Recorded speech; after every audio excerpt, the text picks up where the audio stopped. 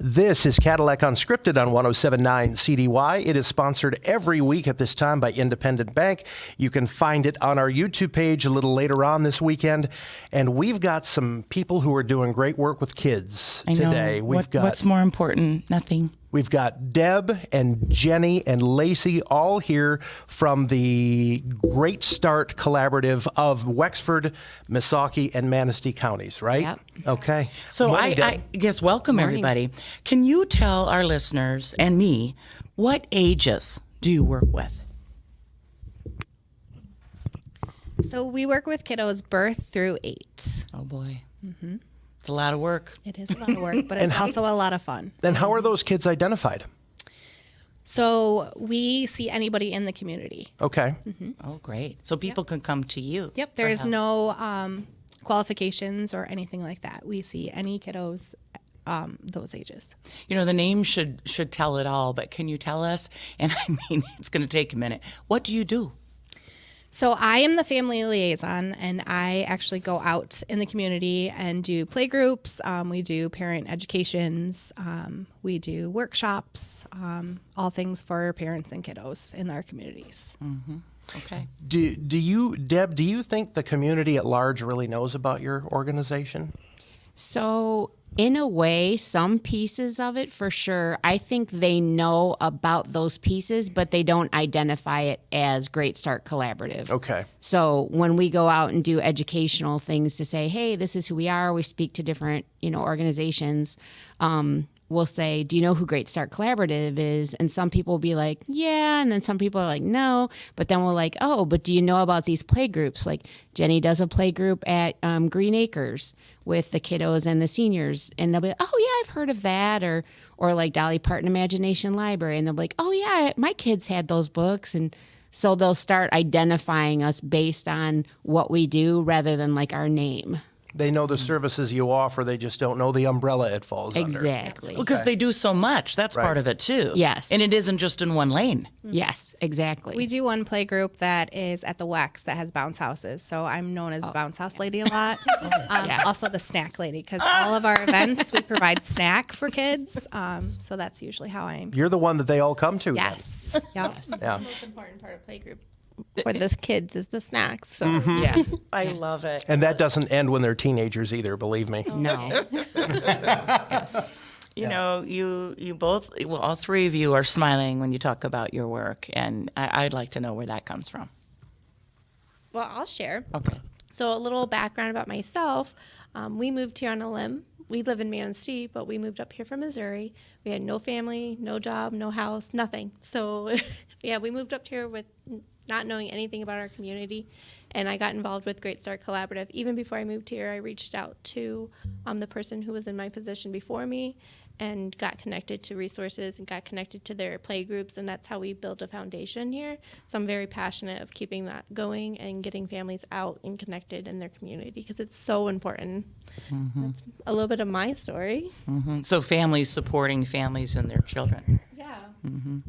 So mine is kind of similar as well. I live downstate, and I have twins. And when they were 1, we moved up here to be closer to family.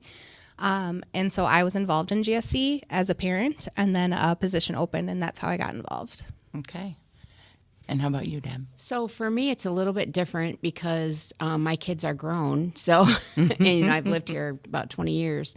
But I had the opportunity to get involved with Great Start Collaborative recently. So I just started my position in October.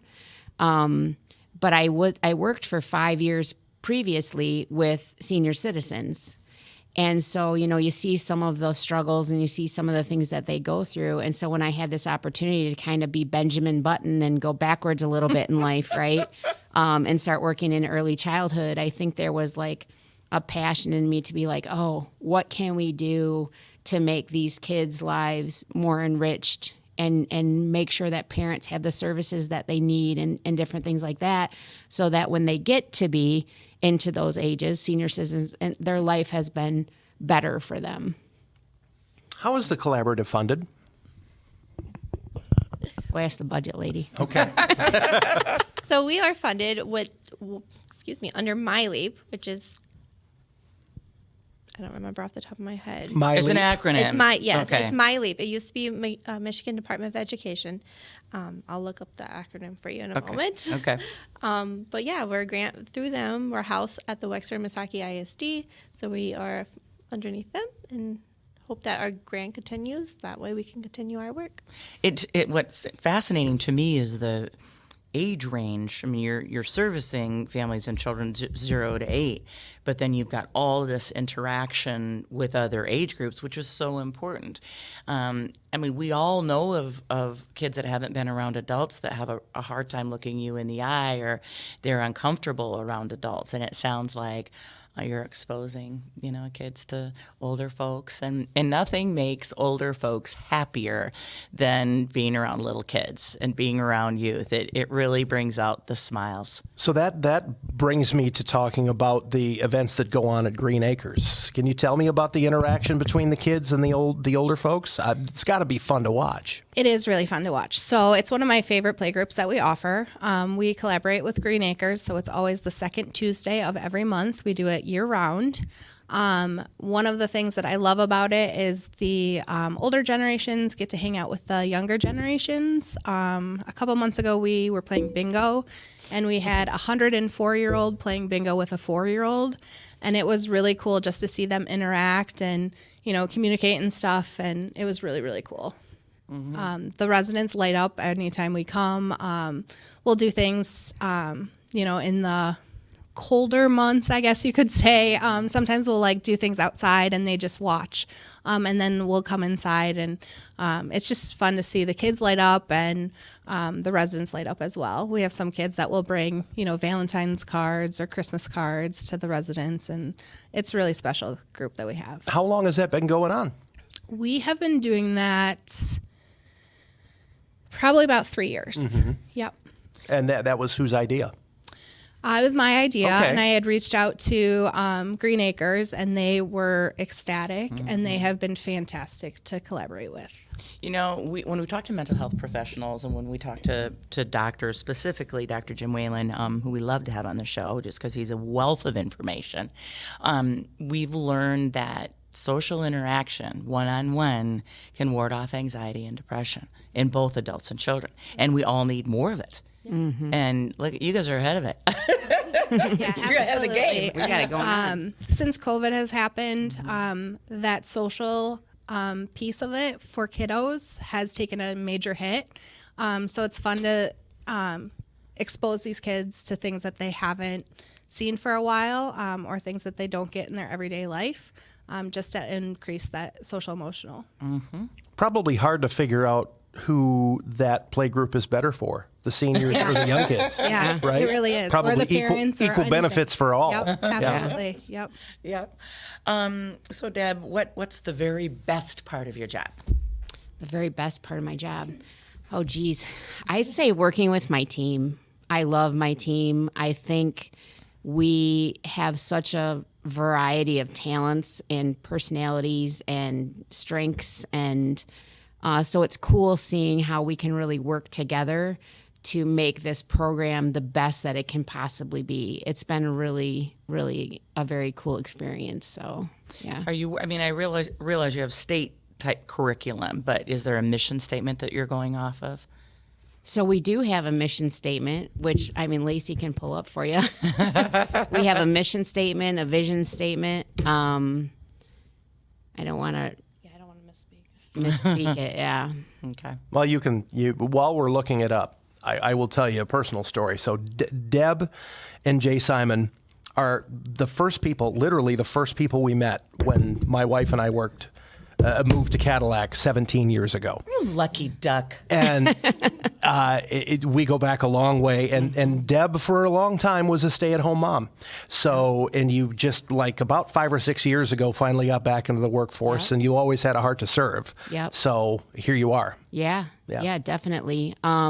It's kind of funny because with servicing kids from 0 to 8, we also work with, every early childhood. So we work with Head Start, GSRP, the child care organizations, the ISD, the schools. We work with homeschool parents and kiddos. So it's funny because, Alex, my son, went to Head Start. Then he went to one of the private schools. Then I homeschooled him, and then he went to public school. So I've covered the whole range of all the educational opportunities that are out there. So, yeah. And that helps inform your experience in this Definitely. job. To make sure that we are being mindful of all of those types of families, right? So That's a great way to look at it. I have a close friend whose child was on the spectrum and homeschooled. Yeah. Turned out to be this remarkable success, but I know how exhausting that was. To try to acclimate, try to make it work, try to make it fit, and it just didn't. And at some point, it's like, okay, we're going to make this work as a family, and what resources are out there, Right, And that's exactly. where you guys can help. Yep. Did you come up with that mission statement yet? Thank goodness for phones. You'd have to sift through pages and pages of books to try and find it. I say that. Did you put your phone down and then it went blank or something? And you lost it? It all. We just did an entire presentation on this morning, too. Oh, that's okay. But we had our PowerPoint. Yes, we did. Our mission statement is to ensure all families have the support they need to help their children reach their true potential. Oh boy. Okay. It's short That but sweet, is a but mouthful. profound. Yeah. Right. Can you tell us what are some of the biggest struggles that you're seeing out there with children and families? Right now, I think it goes to the social and emotional needs, those mental health connections, and right now, childcare. I know everybody is between the expensive childcare and the lack of childcare.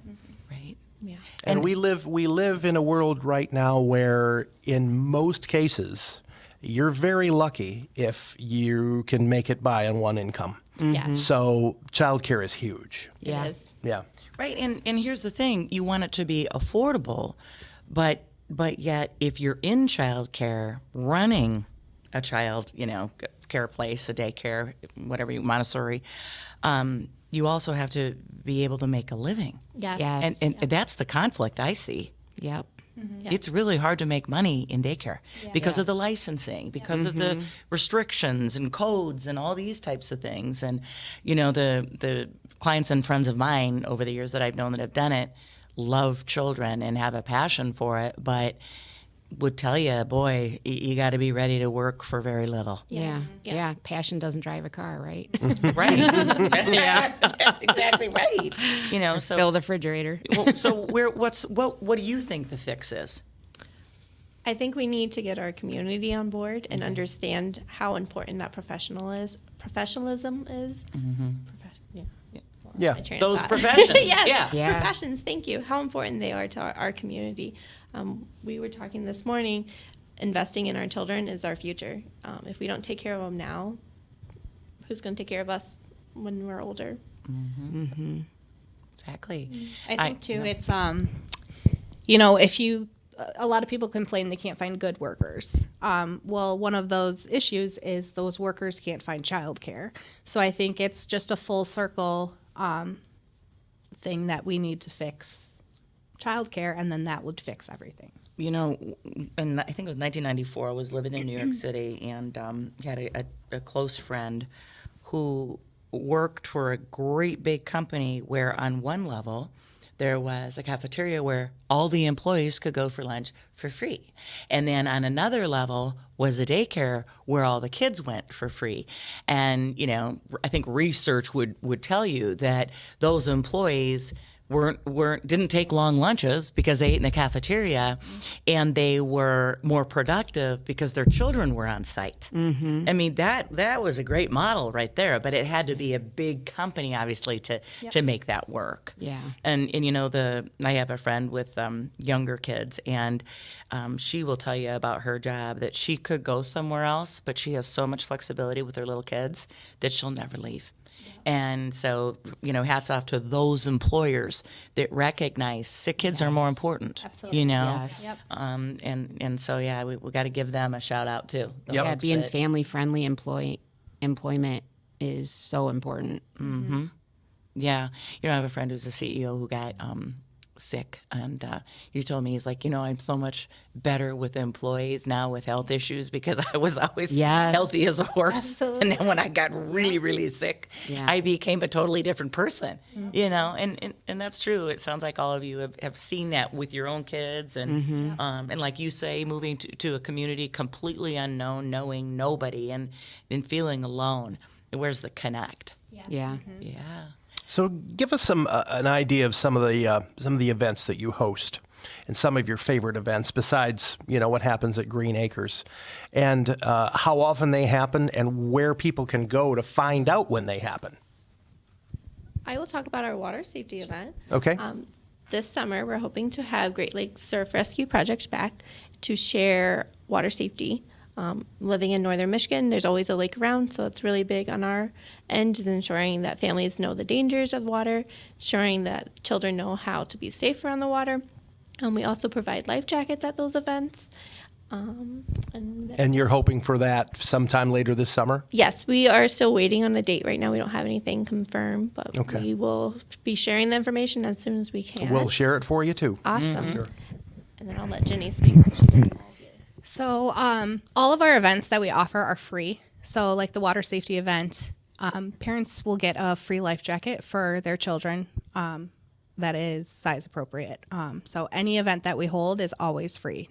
If for some reason there's an event, we have a community calendar that we'll give you that link to. Great. That has all, that has all of our events, and then all events for for littles in our community, whether that's a library event or whether that's a community event that we're not hosting, we always put that on there as well. So some of the fun things this summer. So I personally like summer just because we get new kiddos coming. So we have a age gap of birth through 8. But we have some parents that have, let's say a 6-year-old and a 10-year-old, and those kids are still allowed to come. I just ask that they be our helpers. So whether that's handing out snack, just respecting that it is for little kids. But some of the events that we hold, we love to get parents and the community involved. So anybody that has like a cool talent or a hobby. So I have a beekeeper coming next month to the Sound Garden. Will be her 3rd year. She brings a hive so the kids can look at that. We read a book, and it's just a fun experience for the kiddos to get up and close to a beehive. We also do in the summer a running club, and that is ages 3 to 10. And that is the only thing that we charge for, and it's just $10, which is really just the cost for a T-shirt. And that is a 6-week program. So we will be looking for kiddos. We also will be looking for parent volunteers or anybody in the community that would like to volunteer for that. It's super fun. We have our water safety event. We also have a huge car seat safety event coming up on the 31st. So we have some new car seat techs getting trained in Cadillac. So that's at Cherry Grove Fire Department. Okay. And that's on the 31st. Yep, 31st of May. I can't remember. 11 to 2:30? 3? I'm sorry, 11 to 3. And they do have to sign up prior to, but that's a free event as well. So all you have to do, if you have a car seat that you're not sure if it's installed correctly, or you have a new car seat because your kiddo has grown out of their last one, and you just want to get it checked, please come. It's free. You can just pull in right to the bay. Super easy and super fast. They're talking about life skills that, to live in northern Michigan, everybody knows about bees or everybody knows how to swim. You would be shocked by how many people do not know how to swim. Yeah. I have a buddy recently, her mother said to me, "We're planting garlic tonight. Do you want to come over?" And I was like, "What?"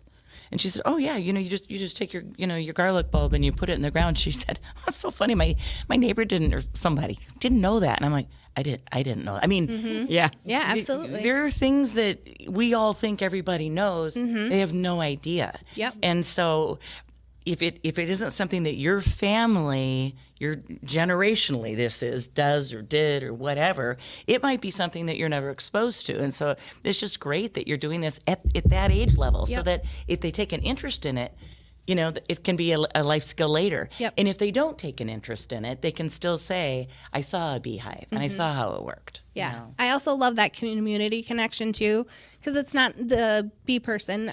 She is a mom and she is a part of our GSC, but it doesn't have to be. So it could be some organization, it could be a business, it could be anything. So I love having the community involved and seeing our littles, their little mind spin and learn and just have some fun. So it sounds to me like we might have some people who are in some career that maybe you haven't gotten to yet that you might like to have Absolutely. spread to your kids. Yep. How do they get a hold of you? We have a phone number, which is 231-224-6194, and they can either call or text that number and let us know that they are interested. And it could be, hosting events, doing like an activity, like I said. We also do story times throughout the year as well. So if we wanted to have like a celebrity reader, that is also something that we would love to have. Mm-hmm. Really fun, and for our folks out there that have it, I remember there was a man at our church that would take the youth group kayaking, and that was, a treat because a lot of these kids had never been in a kayak, So I'm talking to the folks out there that have a special skill, maybe they were an Eagle Scout and they know how to do something really cool, or berry picking or something with, chickens, whatever. It's not too late. If you've kind of been flying low or busy in your life and all of a sudden you find that you do have some extra time, whatever that skill is, I think it's worth teeing up because it's fun to interact with kids and it's fun to teach them things. Yeah. Especially if it's your passion. Yeah. And what's really fun too is, you're serving kids up to the age of 8, and then some of those kids might end up in 4-H after that, or some other organization with the skills and the foundations that you help build. So that's a good thing. Yeah. Yeah, it really is. Tell us how folks can interact with you. So we have a Facebook page that we keep pretty well updated, that will have our calendar on it. We'll have all of our events on it. We also have the phone number, like Jenny just mentioned, which you can call or text. But I also wanted to bring up as well that we have other programs, too, that you can find on our website. So like the Dolly Parton Imagination Library, we're really big on literacy. We want to promote literacy as much as possible. And so right now we're in our strategic planning phase of the year. So we're also interested in hearing from parents about the kind of things that they think are important. So if you go to our Facebook page, there is a QR code on there that we will put on there intermittently that they can fill out a survey that will kind of ask them questions about what we do, what they think is important in the community to see, from Great Start Collaborative, and we're always welcome for people's input. So, I'm sorry. Can I piggyback the Dolly Parton? Yeah, we can go back to that for sure. So obviously, Dolly Parton Imagination Library is a huge program. It's awesome. Kids love it. Parents love it. One thing a lot of people don't know, they all assume that Dolly Parton funds it. And she is a part of that, but us as a GSC has to help fund that. So we're always looking for donations, whether that's some personal donations or an organization or a company. it costs $26 a year for one child. So that is not very much for them to get books in the mail every month, which they love, obviously. And right now we're about 1,600 children active in our program. Isn't that something? And that's in the 3-county area? That is just Dolly Parton Imagination Library is served with zip codes and the Wexford Missaukee ISD area. Gotcha. So how excited were you? Let's go back as kids. How excited were you when you got out your weekly reader? I loved the weekly reader. Oh, I love the weekly reader too. Imagine getting a hardcover book in the mail once a month. And our kids got one of the first ones they got from the Dolly Parton Imagination Library was corduroy.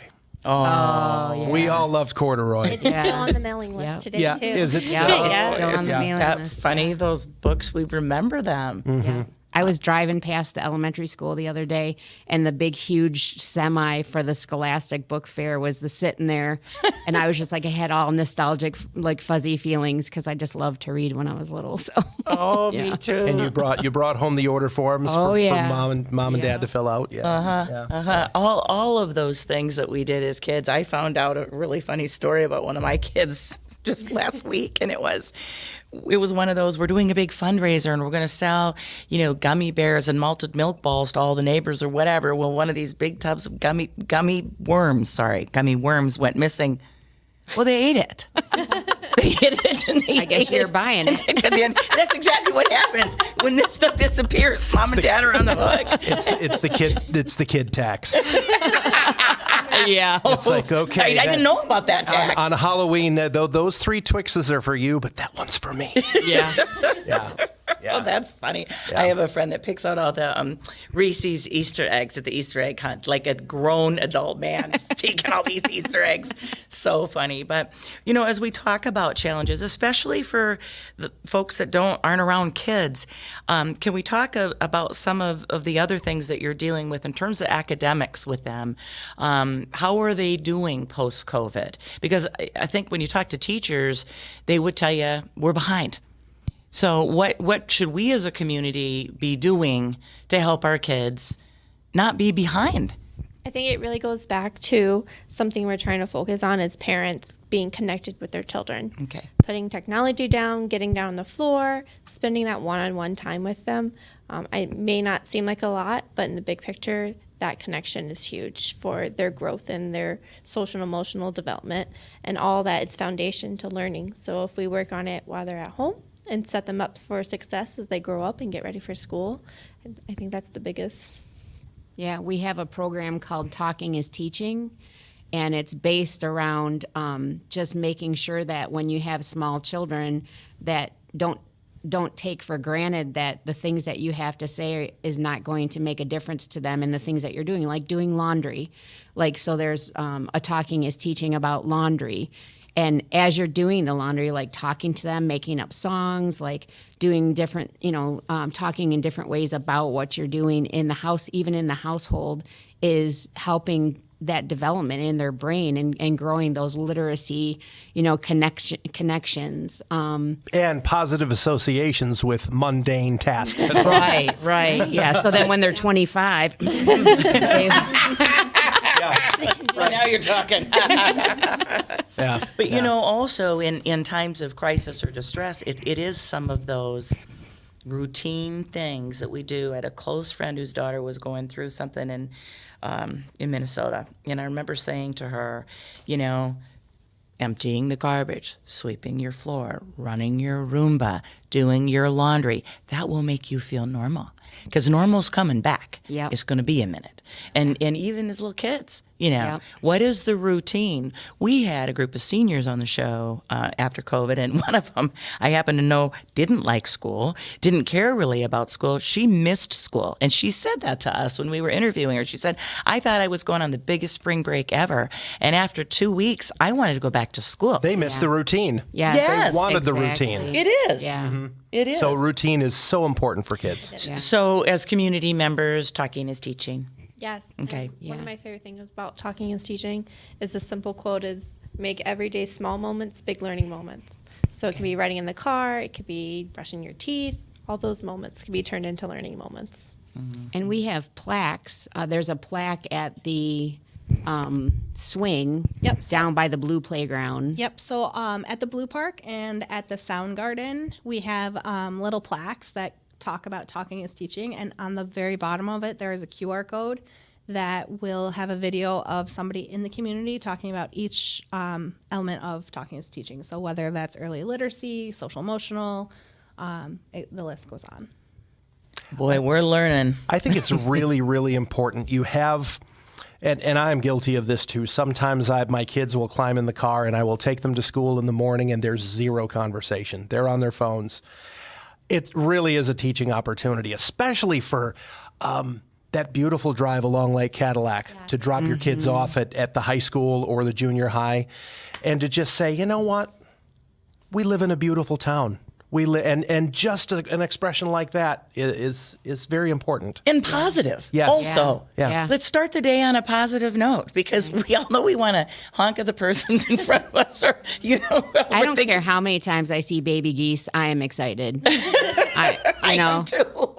I don't like the big geese, but the baby ones are super cute. And let's not focus on the person who decided to discuss war and peace in the car in the drop-off line at the school, Right.